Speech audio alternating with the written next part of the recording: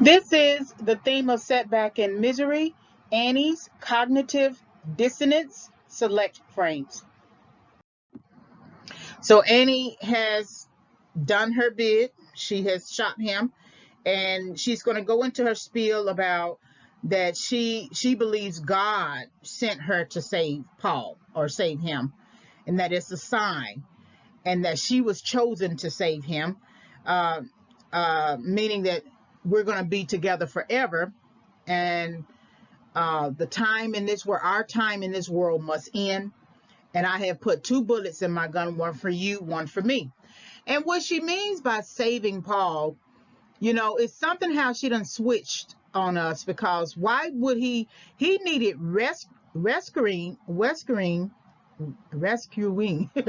rescuing from the snow, but he didn't necessarily need saving. And she literally likely changed her view of Paul in terms of rescuing him and nursing him back to health, to recovery, to saving him when he wrote that untitled work. And she felt like he was going down the wrong path. Now, Annie doesn't believe in God, or she has a warped sense of thinking about God. She's just using it because it's probably what's available to her in her mind, or she might have had a relationship with God or something like that, and it's just a warped sense of it or whatever. Because God is not going to tell Annie to strangle babies.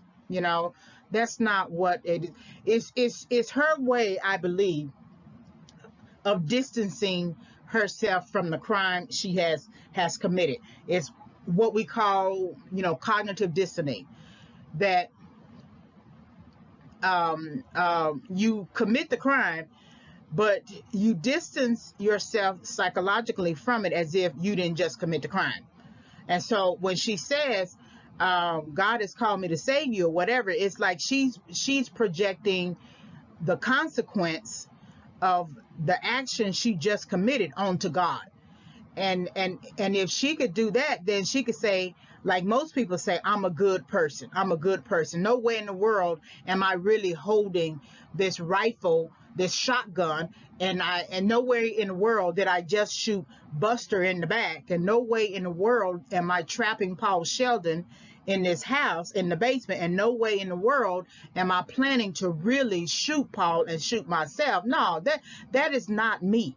I'm a good person. So it must be somebody else who is doing it. But no, regardless of any mental instability, you are still responsible as an adult for the decisions you make. You may not go to prison, but you will go to a mental health facility, right? So this is Annie's way of distancing herself from the actions that she just committed, as if the consequences do not apply to her. And again, Annie operates with her own rules. That is her mastery orientation. She has just created rules along the way. She was living off Paul Sheldon's rules when he was saying in a book, there is a justice higher than that of man, and I will be judged by him. She was quoting Paul Sheldon. She read Paul Sheldon, so she was living in that world. That means she was quoting its rules. But then she took herself out of that world once she had access to Paul Sheldon.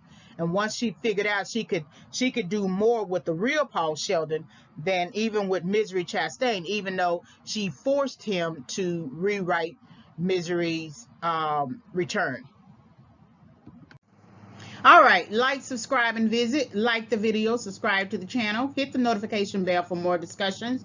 You can visit my YouTube channel for further film analysis. It's Favorites Film Analysis as the title of the channel. You can always send me an email and ask me a question, reginayfavorites@yahoo.com. My Overcoming Setback, 5 Keys for Entering and Exiting Correction book will become available around October 2021. I'm still doing some editing. The book does not focus on film analyses, but I use the content that I created for the book to support my my perceptions of setback used as a theme in select films. So when the book becomes available, I will send out a notification, video, audio. Thank you very much for visiting the channel.